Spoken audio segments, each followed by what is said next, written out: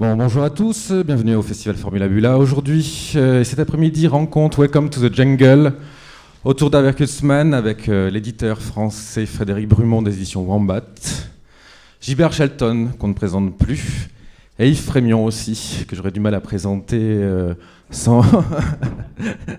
Donc vous connaissez tous ces personnes ici. Ils vont vous parler d'Harvey Kurtzman pour la édition française de Welcome to the Jungle. Merci.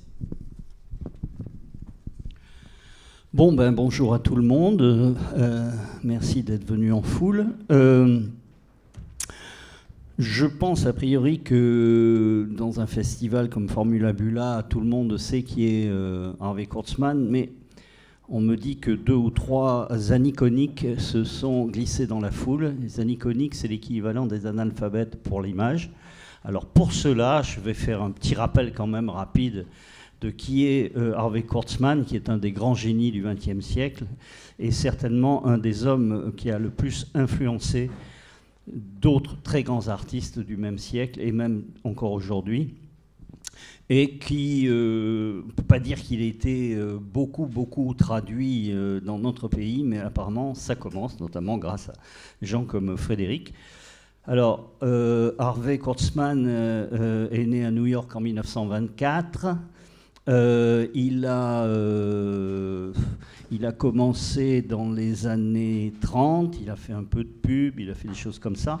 En fait, son tout premier travail, c'est qu'il faisait des strips à la craie sur le trottoir de son immeuble, pour vous dire qu'il a été quand même assez précoce. Alors, son grand truc, c'est que après la Première Guerre mondiale, il va rentrer dans une légendaire maison d'édition qui est les EC Comics, Educational Comics, et où il va travailler de 1949 à 1956. Et notamment, il va être même rédacteur en chef de 2 des magazines de cette maison d'édition, qui sont des magazines enfin pas des magazines, ce sont des comics. L'un s'appelle Two Fisted Tales et l'autre Frontline Combat. Et notamment, il fait beaucoup d'histoires de guerre. Et dans ces histoires de guerre, on ne peut pas dire qu'il est tout à fait sur la ligne ultra-militariste. Je crois que quelques-unes ont été traduites d'ailleurs en français. Oui, c'est chez Aquileos. Oui, chez Aquileos. Frontline Combat et voilà, le recueil des revues. Et effectivement, dans cette maison d'édition, on va lui confier, à sa demande, il va vouloir lancer un comics d'humour cinglant qui va s'appeler Mad. Il va le diriger de 52 à 55. En 55, il se transforme en magazine. Alors la différence entre un comics et un magazine aux États-Unis est fondamentale, parce que les comics sont soumis au Comics Code, c'est-à-dire une des règles de censure les plus dures qu'il y ait eu en Occident, mais pas les magazines. Et donc lui, il a envie d'être vraiment libre, il passe au magazine. Il le dirigera cette fois-ci 1 an de plus qu'en 1956, où là, il y aura un petit conflit, on va dire, d'ordre, avec son éditeur, et il s'en va. Mad continue toujours aujourd'hui. C'est pas tout à fait l'esprit kurtzmanien, mais de temps en temps, il y en a des petites résurgences. Alors, il ne se consolera pas de ne plus faire Mad, alors il va faire plusieurs autres essais. Le premier, c'est vous dire s'il était un précurseur, son second magazine s'appelle Trump. Rien à voir avec le président, sauf que, connaissant un peu le président, il a peut-être pris son patronyme en hommage à Kurtzman, ça serait quand même assez rigolo.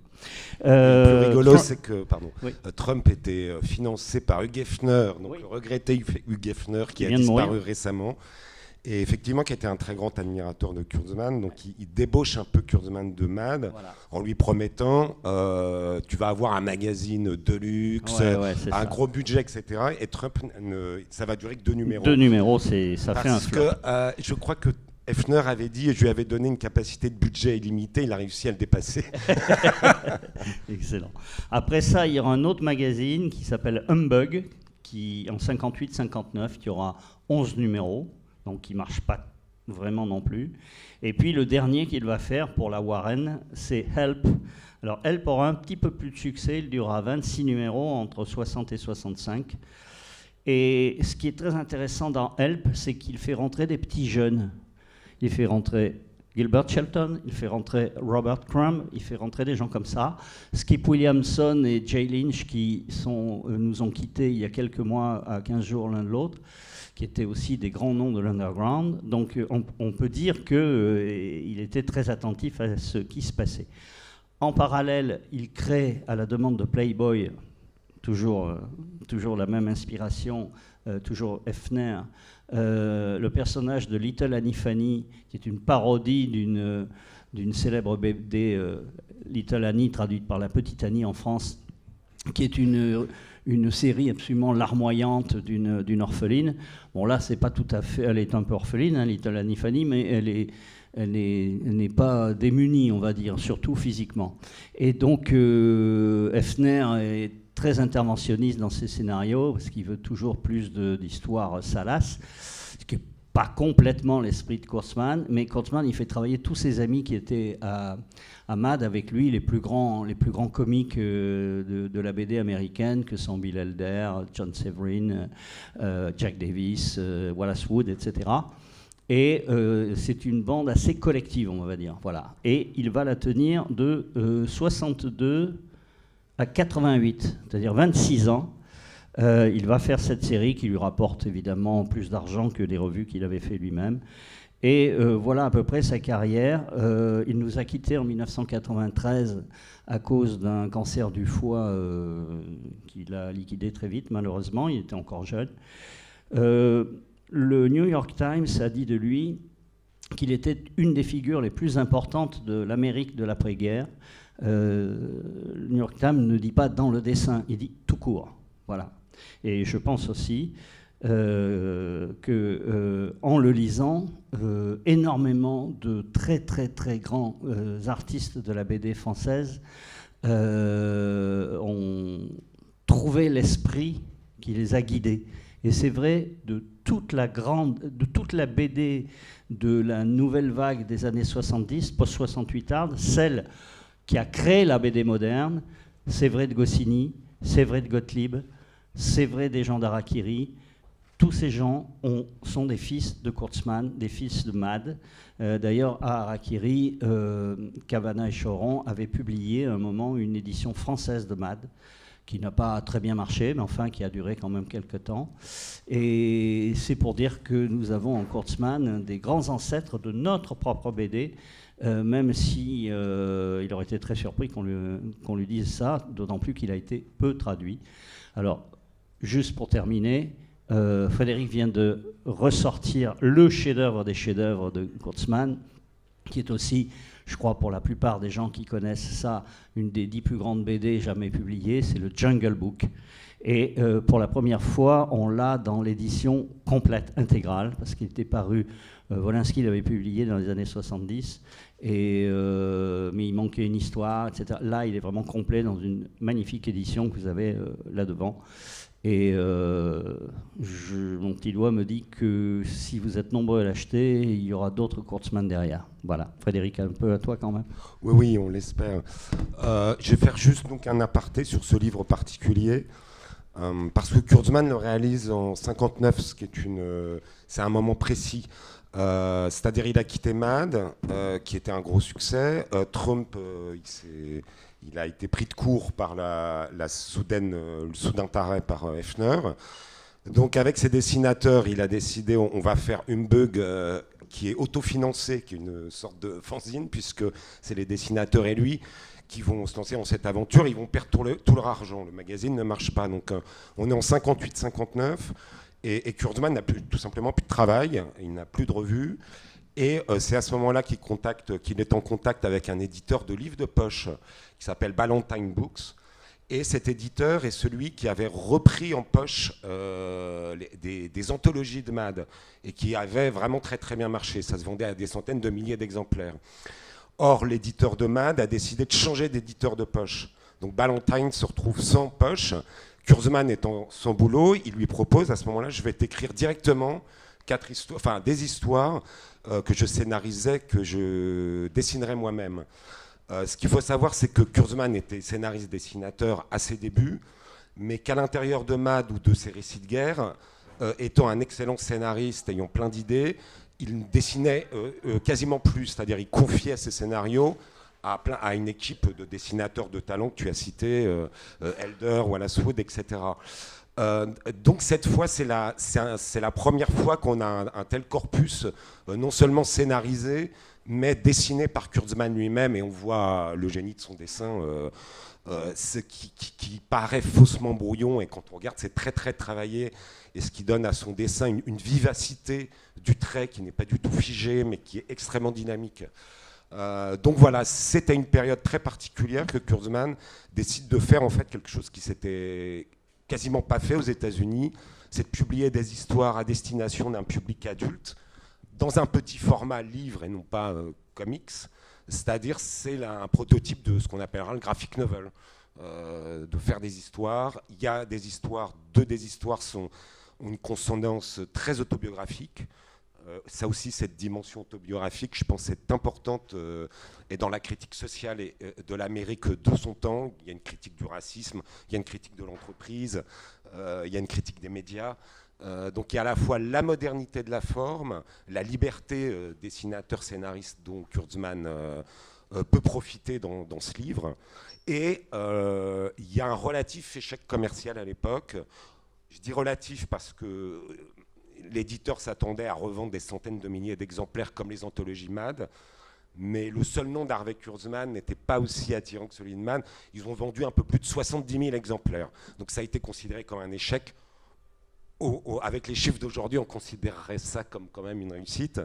Mais ce qui veut dire que même s'il n'y a pas eu de suite, ça s'est arrêté là, ce livre a quand même suffisamment circulé, effectivement, pour avoir une influence auprès de pas mal de dessinateurs, de jeunes dessinateurs américains. Mais ça, on va interroger Gilbert justement sur l'influence qu'a eu Kurtzman, qui était de la génération d'avant sur eux.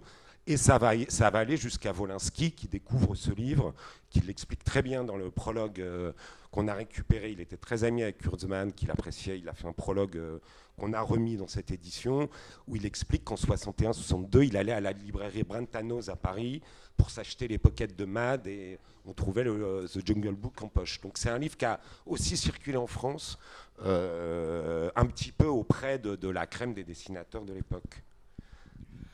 On va demander à Gilbert, j'ai lu quelque part que tu disais que tu avais voulu être dessinateur de bande dessinée parce que tu avais vu les BD de Kurtzman. Oui, Mad Comics, c'était la plus grande influence de tous les dessinateurs underground aux États-Unis. Ça a commencé en 1952. Je rappelle, à l'école, quelqu'un veut cacher une copie de Mad Comics et tout le monde à la recess lisait le Mad Comics. La chose intéressante, c'était que EC Comics a publié une deuxième revue humoristique, Panic. C'était rédacté par Al Feldstein. Il avait le même dessinateur que Mad, mais c'était pas drôle parce que Kurtzman n'a pas seulement écrit les histoires, mais il a fait des dessins fondamentaux pour les autres. Et les grands artistes comme Jack Davis, Wallace Wood, Will Elder, dans la revue Panic, le dessin, c'était pas bon. Oui, une revue, ça doit reposer sur un esprit, et cet esprit, il est donné par une personne unique ou un groupe de personnes qui ont la même vision. Quand cette personne s'en va ou que cette équipe se délite, l'esprit n'y est plus et les journaux s'effondrent. Je ne citerai pas d'exemple français, mais toutes les revues qui se sont cassées la gueule, c'est toujours, souvent, pour ces raisons-là, et pas par la désaffection du public, la désaffection du public vient de ce qu'ils ne retrouvent plus dans un journal l'esprit qui ont fait qu'ils l'ont choisi au départ. Vous voyez, ça, je crois que c'est universel. Oui, on pourrait citer en France, justement, des gens, on parlera peut-être après de l'impact particulier en Europe qu'a eu Kurzman et Mann, mais Goscinny avec Pilote, ou Kavanagh avec Harakiri, ou Gottlieb avec Fluide glacial. Voilà, qui ont été un peu les figures tutélaires, et ces trois personnes étaient influencées par l'esprit Mann en plus, et ont insufflé. Alors, pour comprendre vraiment l'esprit de Kurzman, Gottlieb avait fait 4 dessins extraordinaires qui en disent beaucoup plus sur Kurzman que tout le baratin qu'on peut faire nous aujourd'hui. Ils sont dans ton bouquin, non? Ou seulement dans alors non. Tu les as mis que dans le dossier de presse. Voilà, alors j'ai retrouvé... Alors c'est 4 dessins avec avant Kurzman, après Kurzman. Alors c'est une bagarre, une scène amoureuse, qu'est-ce qu'il y a d'autre, je ne me souviens plus. Voilà, enfin c'est simplement comment graphiquement on traitait ces questions avant lui et après. Et bon, si vous avez l'occasion de les regarder, si tu les as là, tu les montreras tout à l'heure, vous allez comprendre tout de suite que pour Kurzman, ce qui était important, c'était la vraie liberté, c'était qu'il n'y avait pas de limite. On pouvait faire ce qu'on voulait. Aux États-Unis, c'est pas facile. Non, c'était pas facile. C'est pas facile chez nous non plus en ce moment. Les 4 dessins ont été reproduits dans Fluide glacial de ce mois, avec un article. Voilà, les 4 illustrations de Gottlieb. Ah ouais. Voilà. Sont remises. Bon, d'accord. C'était paru dans Charlie à l'origine. Voilà que c'était paru. Alors ça, c'est un numéro de Charlie, le mensuel de 74. Celui-là. Et c'est dans ce numéro qu'il y a un jeune critique français qui fait pour la première fois une ode à Kurzman, enfin une sorte de... et qui s'appelle Yves Frémion, voilà, qui est parmi nous. Et c'est à cette occasion, Yves, que tu as demandé à Gottlieb d'illustrer ton article. C'est-à-dire Gottlieb illustrait la rubrique. Voilà. Donc, et là, c'est tellement génial, tellement concret que voilà. Pour vous donner une idée, si vous lisez le Jungle Book, et je ne doute pas une seconde, vous allez tous courir acheter la pile qui, j'espère, est à la librairie, la première histoire, c'est une histoire qui se passe dans les milieux du jazz. Toute l'histoire est construite sur un rythme de jazz. Chaque image, chaque enchaînement d'images, chaque strip, chaque planche, vous êtes en pleine musique. Vous suivez le rythme d'un morceau de jazz. Et graphiquement, en plus, il y a la nervosité dans le trait qui peut être celle d'un saxophoniste complètement déchaîné. On retrouve ça. Et je dois dire, la première fois qu'on lit ça, on a l'impression de sauter dans une autre dimension, quoi. C'est vraiment pas la BD dont on a l'habitude. C'était vrai dans les années 50 quand il a fait ça, mais si vous ne l'avez jamais lu, si vous ne connaissez pas Kurzman, vous allez avoir cet effet-là. En tout cas, oui, j'espère. on retrouve ça d'ailleurs, il y a chez lui un art du découpage, donc c'est lui qui faisait déjà les découpages et les croquis en fait pour les dessinateurs de Mann. Enfin, il aimait faire ça parce qu'il disait qu'il le bonifiait dans le... Mais il a un art du découpage et du rythme et du mouvement, il en parle sans arrêt. Mon intérêt, c'est le mouvement qui introduit un dynamisme, un mouvement perpétuel dans les cases. Et si vous vous rappelez le premier Gottlieb des années 70, il y a cette idée d'explosion aussi des cases, ces personnages qui bougent avec des gestes extrêmement surjoués. Il y a vraiment une grande influence de Kurzman auquel il rend hommage. Oui. Et toi comme moi, on a eu la chance de pouvoir voir des originaux de Harvey Kurtzman. Alors par exemple, quand Harvey Kurtzman devait faire, je sais pas moi, un jeu de jambes, il faisait jusqu'à 8 jeux de jambes différents. Sur l'original, vous pouvez voir, il a fait comme ça, puis il a fait comme ça, puis il a fait comme ça, puis il a fait comme ça. Et puis après, avec son petit pinceau et sa gouache blanche, s'il en avait fait 8, il en a enlevé 7. Alors, les originaux sont dégueulasses, ils sont vraiment... plein de tâches, de machins, de remords et tout ça. Sauf que, après, si vous l'imprimez, ou même si vous en faites une photocopie, le dernier trait qui reste, il est absolument parfait, quoi. Mais on voit sur ces originaux le travail fantastique qu'il pouvait faire pour la recherche du geste absolument exact. Et quand on a un style aussi nerveux que le sien et qu'on met le rythme qu'il mettait, il fallait vraiment que ce soit précis, sinon ça ne tenait pas. Alors, Gilbert, tu racontes que tu avais un lien avec Kurtzman parce qu'il avait habité la même ville que ton père, c'est ça? Tu avais... Oui, dans la Deuxième Guerre mondiale, Kurtzman était 18 ans. Il avait 18 ans et il avait été envoyé à la ville de Paris, Texas. Ouais. Et il servait la dernière année de la guerre là.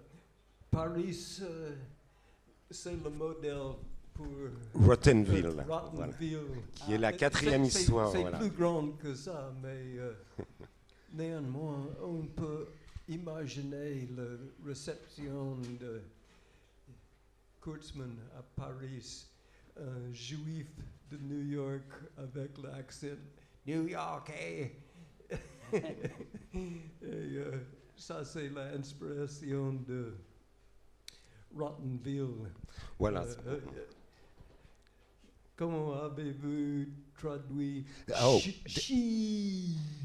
c'est vraiment très dur. C'est la quatrième histoire du livre qui est une des plus fortes, qui s'appelle Décadence dégénérée, et qui a une histoire de lynchage dans le sud des États-Unis.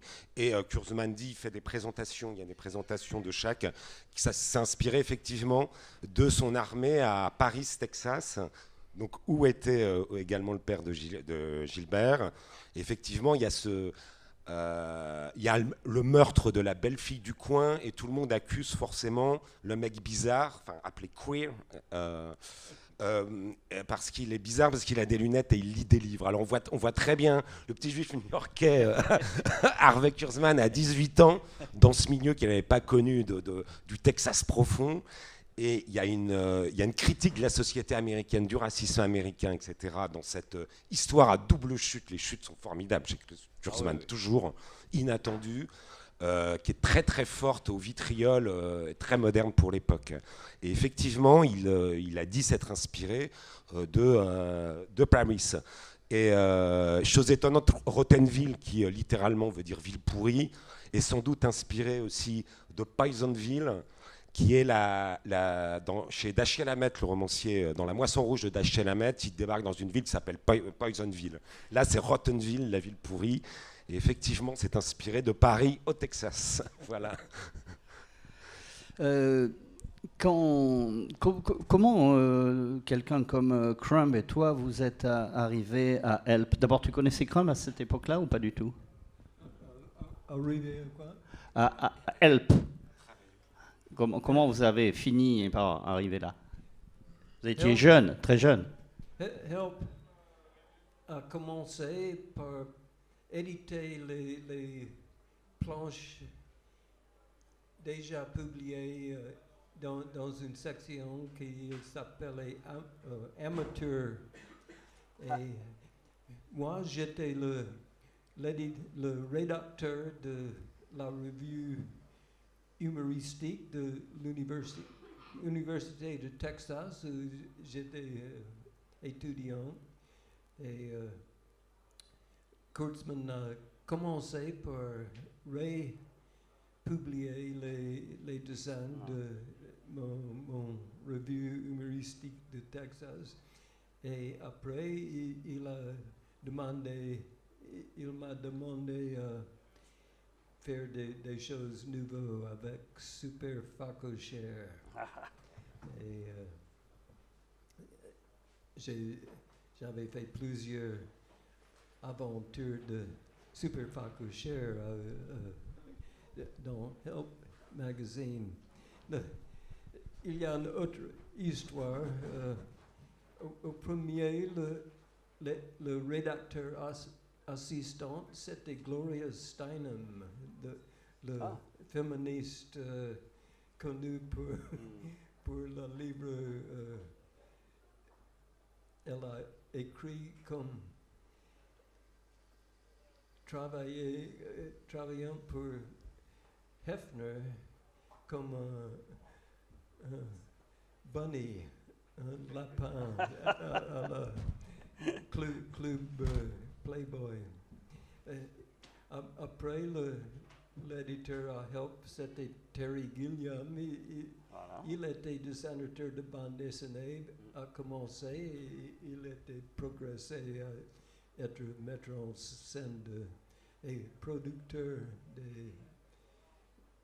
des films. Terry Gilliam est sorti et Kurtzman avait nommé Robert Crumb pour le rédacteur assistant. Et Crumb est venu pour le premier jour de travail et Kurtzman était là dans le couloir, très triste. Et il était éjecté des bureaux. Le review Help avait fait faillite. Oui, c'est pas de chance. On a quand même un éditeur de magazine qui prend comme assistant Terry Gilliam et Robert Crumb. Et Gloria Steinem. Alors il y a une petite anecdote à ce sujet. On se demande, vous connaissez les Monty Python, le groupe d'humoristes anglais dont a fait partie Terry Gilliam, qui lui est américain. Alors comment Eh bien, dans la revue Help de Kurtzman, donc Terry Gilliam était l'assistant du rédacteur en chef. Et une des choses qu'a fait Help, donc c'est le dernier magazine des années 60, c'est de publier beaucoup de romans photos, détournés, ce qui a d'ailleurs beaucoup influencé, je pense, Harakiri, avec les fameux romans photos d'Harakiri. Donc Terry Gilliam faisait des romans photos, et parmi les acteurs débutants qui jouaient dedans, il y a un jeune Anglais qui s'appelait John Cleese. Et c'est comme ça que John Cleese et Terry Gilliam se sont rencontrés aux États-Unis, et ils vont devenir, quelques années plus tard, le noyau fondateur des Monty Python.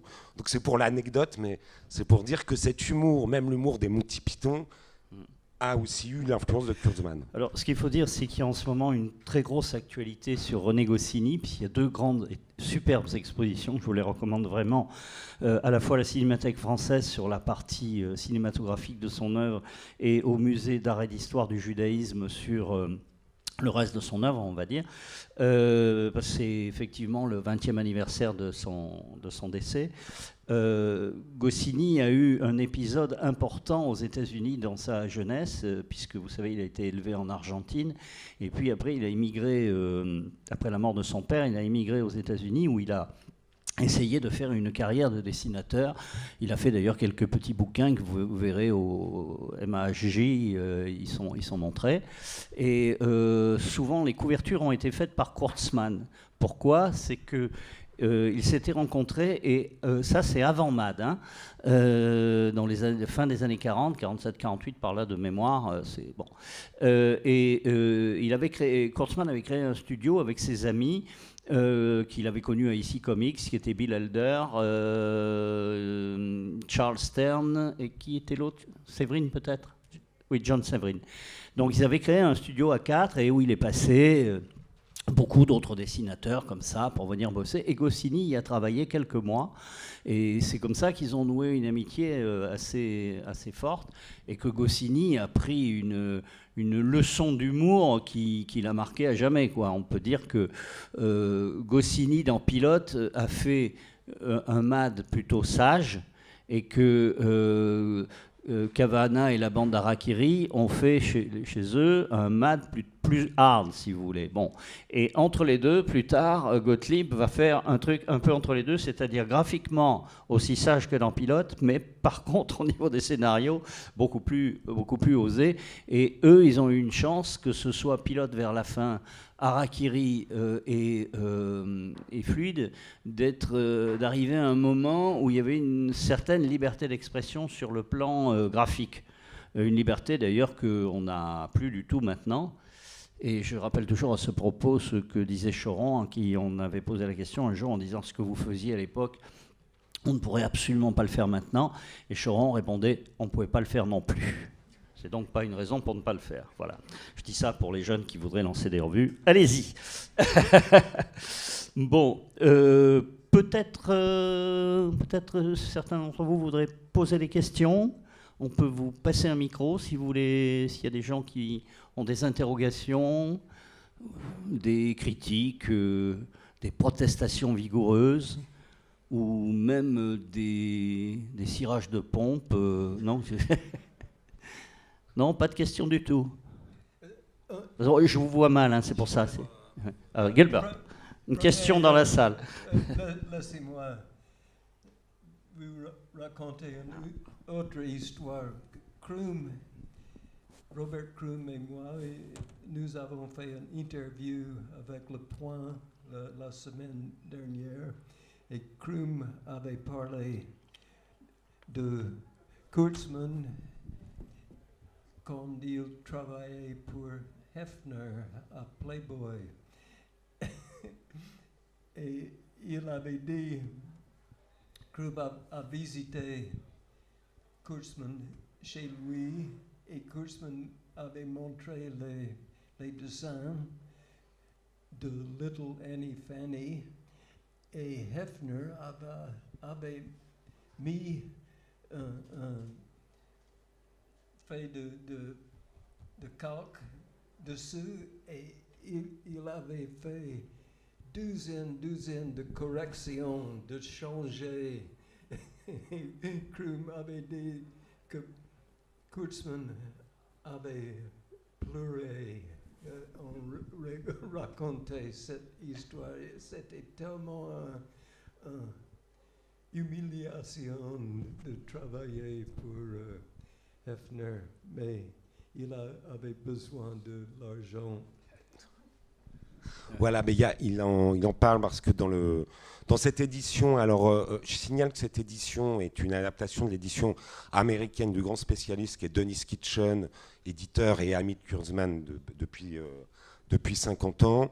Et donc on retrouve une préface de Gilbert Shelton, ici présent, et il y a un entretien avec Robert Crumb à la fin où il parle aussi de l'importance de Kurtzman pour lui, en plus du texte de Wolinski et de Art Spiegelman. Voilà. Donc beaucoup de grands auteurs voilà, ont rendu hommage là, à Kurtzman dans cette édition. Oui, Gilbert, tu parlais des interventions comme ça qui peuvent être celles des patrons de presse. C'est plus courant qu'on croit. Il y a beaucoup d'anecdotes assez drôles sur les BD et les dessins de presse qui paraissaient dans Jour de France, le journal de Dassault. Dassault se mêlait de tout, il écrivait des scénarios, il corrigeait les scénarios, non, ça ne peut pas finir comme ça. Bon. Et beaucoup de rédacteurs en chef de magazines de BD ont été aussi très interventionnistes. Parfois, ça donne des bons résultats, parce que vous avez aussi des fois des dessinateurs ou des scénaristes qui sont un peu en panne. Et je ne sais pas, un très bon scénariste comme Greg, quand il était rédacteur en chef de Tintin, il était interventionniste aussi, parce qu'il faisait le script doctor, hein, il a sauvé des gens. Donc c'est une question un peu compliquée. Je pense que ce qui est humiliant, c'est pas de se voir corriger son travail, c'est se voir être obligé d'accepter qu'on corrige son travail parce qu'on a besoin du fric. Je crois que c'est ça qui est humiliant surtout. Voilà. Toujours pas de questions, non? Voilà, ils sont muets hein, cette fois-ci. Bon, peut-être qu'on est trop bavard. Bon, alors sur Kurtzman, tu pourrais peut-être, Frédéric, nous dire quels sont tes projets ou tes ambitions quand même pour la suite, parce que il y a ça, c'est vraiment le chef-d'œuvre de Kurtzman. Oui, donc c'est l'introduction idéale parce qu'il y a à la fois son texte, son dessin. Ouais. Mais le reste n'est pas vilain non plus. Oui, il y a encore des choses à faire. Donc il y avait Hey-Look, que Dennis Kitchen est en train de préparer une édition largement augmentée et dont c'était les premiers travaux de Kurtzman avant Mad. Là, il dessinait également lui-même et il n'y avait eu qu'une édition en France. C'était dans les années 70, elle est difficile à trouver. Et les mecs. Voilà, je l'ai ici, c'était les débuts de Fouilles glaciales. Et donc c'était la première édition française des premiers travaux de Kurtzman. Et c'était à l'époque traduit par Yves Frémion, ici présent, et lettré par Gottlieb lui-même, dont on reconnaît aisément le lettrage tout à fait significatif. Donc alors en fait, c'était la traduction du comic book. Ça s'appelait le comic book. C'était le comic book qui a été traduit tel quel. Avec des jeunes préfaces de Robert Crumb. Voilà, donc on espère évidemment, encore faut-il que le premier livre trouve un écho et trouve son public, pouvoir continuer déjà avec ce projet et avec d'autres choses. Oui. Est-ce qu'il y a une chance un jour qu'on puisse faire des intégrales, par exemple, des BD de Mad, scénarisés par Kurtzman, par exemple, ou faire l'intégrale des Kurtzman Elder, des Kurtzman Jack Davis, des Kurtzman Oui, Wallace. je pense que ça peut se préparer. Il y a eu des éditions de Mad dans les années 80, les grands cartonnés chez Albin Michel, entre 80 et 85, qui étaient des choix. Mais c'est vrai que dans ces gros volumes reliés, la quasi-totalité des scénarios étaient de Kurtzman et les dessins étaient soit de Elder, de Ross, de Wallace Wood, etc. Donc là, on avait effectivement c'était de très bonnes anthologies. Mais je sais que là, on va déjà voir avec A-Look, qui est effectivement assez rare et peu connu. En tout cas, pour s'initier, oui, bon, pour tout le monde, c'est le Jungle Book qui est l'entrée idéale dans son univers. Et je recommande aussi parce que moi j'adore vraiment beaucoup les histoires de guerre, parce que je crois que c'est le premier scénariste dans toute l'histoire de la BD, dans les années 50, qui fait des vrais scénarios de guerre où les soldats ont la trouille, où les soldats ont vraiment la trouille. Donc ça n'a pas plu aux États-Unis, c'est pour ça que ça a été très vite censuré, mais les volumes Frontline Combat et Two-Fisted Thales, qui ont été édités chez Achilleos, sont très intéressants pour voir là le Kurtzman scénariste, et non pas comique, mais vraiment d'histoire de guerre. En plus, c'était en pleine période de guerre de Corée, donc c'était encore un jeune homme, Kurtzman, et il faisait ce scénario avec des témoignages de jeunes qui revenaient de la guerre. Donc oui, il faisait beaucoup de recherches. Et donc c'est une vision de la guerre. Il était plus antiquaire qu'anti-militariste. Il n'était pas contre les militaires parce qu'il les montrait en victime. Mais il montrait la sale réalité de la guerre. Voilà, c'est ça. Voilà. C'est très ça très ne plaisait noir, pas trop aux États-Unis. Et c'est vrai qu'en période de guerre, c'est des choses qui ne peuvent jamais se dire parce que vous tombez sur le coup de la censure. Vous pouvez passer, si vous êtes antipatriote pendant la guerre, vous êtes un traître. Faire très très gaffe. Il y a eu des cas comme ça. Donc ça a été un grand révolutionnaire du comique, hein, c'est pour ça, mais quand il traitait des problèmes comme les histoires de guerre, c'est un des premiers scénaristes en BD qui en parle avec autant de réalisme. Et il a été aussi précurseur dans ce domaine. Il est subversif en tout, quoi. C'est un scénariste subversif, un dessinateur subversif, un éditeur subversif, un humoriste subversif. C'est quelqu'un que... Bon, voilà, chaque fois qu'il s'attaquait à quelque chose, il innovait. C'était bouleversé après lui. D'où les 4 dessins de Gottlieb, avant et après. Et vraiment, on aurait dû d'ailleurs en faire une affiche. Moi, je ne vois pas ce qui a été projeté. Ça n'a pas été projeté dans... Non, c'est dommage. C'est l'intérieur du livre. Voilà. On va refaire la séance. Regardez, le dessin, ça a le look d'être vite fait, mais c'est... pas vrai. Il a fait de douzaines d'esquisses pour chaque figure. Oui, il faut toujours regarder comment il fait les mains, les jambes, la torsion du corps, des trucs comme ça. Le mouvement, il est aussi à l'intérieur même des personnages, quoi. C'est pas seulement les gestes qu'ils font, c'est leur corps aussi. Et c'est vraiment, il a une manière d'observer les gens qui est terrible, Kurtzman. Ouais, c'est quelqu'un qui a compris que les grandes bandes dessinées, c'est celles qui font avancer la grammaire, c'est-à-dire qui exploitent à fond les possibilités de la grammaire propre à la bande dessinée. Et c'est vrai qu'il y a double effet de mouvement. D'abord, c'est des coupages qui sont d'un très grand dynamisme pour l'époque. Et à l'intérieur des cases, il y a un double mouvement. Il y a un mouvement dans le mouvement. D'où ce côté folie, on appelait Mad. On a retrouvé un texte de Cavana, Virginie Vernet, qui est là, retrouvé dans Corday, un texte de 1960 de Cavana. C'est donc 6 mois avant qu'il crée Harakiri. Et il fait un article sur Mad, dithyrambique, en disant bon, voilà, Mad mérite bien son nom fou. Et c'est vrai que cet effet de mouvement, à la fois dans le découpage et à l'intérieur des cases, c'est ce qui a vraiment marqué pour l'époque.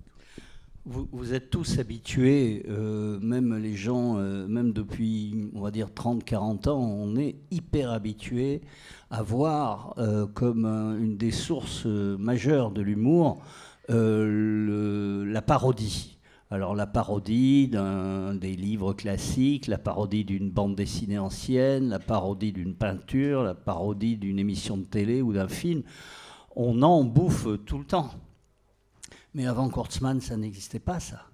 Ça a été le cœur de MAD, c'était des immenses parodies de tout ce dont ils avaient envie de se foutre, hein, grosso modo. C'est-à-dire, ils s'attaquaient aux grandes émissions de télé. Alors des fois, c'est vrai que si on lit des anciens numéros de MAD, il y a des trucs qu'on ne comprend pas bien parce que c'est des émissions qu'on n'a jamais vues en France ou que quand on les a vues, on est déjà mort. Hein. Donc, comment dire, quand il fait une parodie d'une émission de télé qu'on n'a jamais vue, on comprend comment était cette émission de télé, si vous voyez ce que je veux dire, parce que la télé, c'est pas un lieu très innovant, hein. Elle se répète, elle se répète, elle se répète, la forme change, mais le fond, pas beaucoup. Et les parodies de films, pareil, il y en a, alors ils s'attaquent, je sais pas, à King Kong, ils vont s'attaquer à Tarzan, ils vont s'attaquer tous les grands caractères, tout ce qui fait un petit peu cliché, ils les massacrent. Hein, je crois qu'il n'y a pas beaucoup de clichés qui leur ont échappé à l'équipe de MAD. Et toute cette école qui vient de Kurtzman, parce que c'est lui qui, au début de MAD, il fait tous les scénarios. Après, bon, il y en a d'autres qui commencent à prendre leur autonomie, puis ils commencent à embaucher des gens. Il y aura des gens dans MAD qui seront des grands scénaristes. Je pense à Don Martin, par exemple, qu'on n'a pas encore cité, mais qui n'est pas vraiment une créature de Kurtzman. Il arrive un peu après. Il arrive un peu après. Ouais. Mais qui est totalement de l'esprit de Kurtzman, par contre, même graphiquement. Même graphiquement. Et donc, plein de choses que nous voyons aujourd'hui, de nos images, de nos formes d'humour, de notre intelligence, de notre subversivité, je ne sais pas si on peut dire ça. En fait, tout ça, ça descend d'un seul bonhomme qui s'appelait Harvey Kurtzman. Et quand on vous dit que c'est vraiment un des grands génies du siècle et que le Jungle Book, c'est une des 10 plus grandes BD de tous les temps, on ne se fout pas de votre gueule, quoi. C'est vraiment ça. Alors, je ne sais pas si ça vous plaira, c'est pour ceux qui ne l'ont pas lu, mais en tout cas, nous, dans notre panthéon, c'est... voilà. Et quand je dis nous, c'est pas nous deux ou nous trois, c'est des dizaines et des dizaines de personnes. Si on devait faire la liste des gens qui se réclament de Kurtzman, vous auriez quasiment toute la BD humoristique, en tout cas. Voilà. Encore une anecdote de Gebhard Shelton. Dans l'histoire de décadence oui. générée, vous avez traduit oui. le mot she comme wish, mais c'est pas ça, c'est merde. D'accord. Avec l'accent. L'accent de sud. D'accord, d'accord. Oui, ça c'est le truc qu'on ne peut pas traduire, c'est l'accent. Voilà, on adapte des fois, mais voilà. On va vendre ce premier tirage et je ferai on pourra trouver une modification plus adaptée pour la réimpression. Ouais. C'est très difficile. Comment traduire l'accent des Ploucs? Voilà, donc effectivement, il y avait la difficulté, il y a un accent de Plouc texan, alors créer une langue artificielle qui ferait Plouc texan, voilà, l'idée était de retrouver plutôt les contrastes de niveau de langage entre les personnages et de les recréer avec un accent Plouc un peu de chez nous, campagnard. Quoi, ça, voilà. C'est très difficile. Hein. Donc on cherche plutôt des équivalences. Voilà. C'est comme aux États-Unis, quand ils ont adapté la trilogie de Pagnol, l'accent provençal ou marseillais, alors ils le faisaient avec l'accent français.